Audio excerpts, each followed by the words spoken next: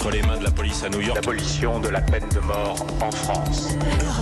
Elle est plongée dans les archives d'Europe 1. Aujourd'hui se tient une réunion au ministère du Logement sur l'habitat.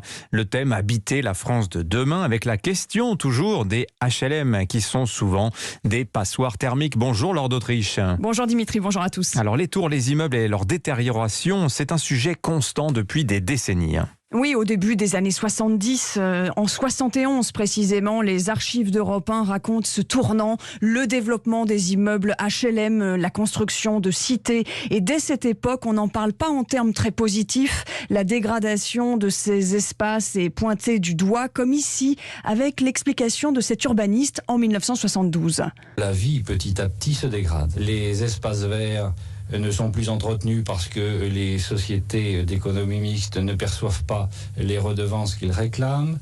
L'entretien de la voirie laisse à désirer. Et nous avons différents exemples dans la région parisienne, notamment le grand ensemble de Massy-Antony. Et comment on parle à l'époque de la vie quotidienne dans les cités HLM, Laure ? Alors, dès le début des années 70, la question de l'insécurité apparaît. On le voit dans les sujets d'Europe 1 à l'époque. Et la vie quotidienne n'est pas non plus celle dont les habitants avaient rêvé, et en particulier les femmes, comme ici à Meulan dans les Yvelines, dans la cité du Paradis. Leurs maris s'en vont le matin travailler, elles restent là seules avec leurs enfants.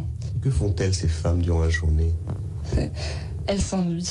Le plus important, c'est qu'elles s'ennuient à mourir. Que voulez-vous qu'elles fassent ? Elles promènent leurs enfants autour de des bâtiments, là, mais elles ont vite fait le tour. Comme toutes les cités, le problème, c'est tout ce qu'il y a autour, la vie. Il aurait fallu penser aux emplois, il aurait fallu penser au commerce, il aurait fallu penser à l'animation des quartiers et des cités.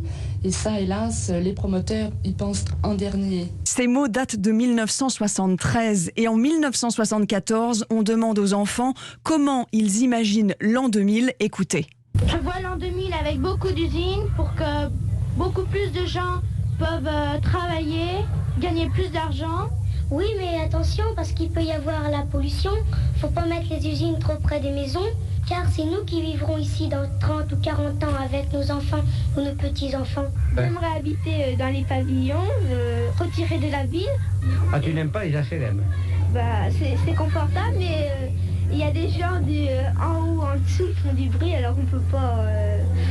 on peut mal dormir quand la nuit, des fois... Et l'un de ses enfants disait à l'époque, en 1974, les hauts immeubles que vous construisez aujourd'hui, les cités, vous ne serez plus là pour les voir dans 50 ans et plus, et c'est nous qui devrons nous en occuper.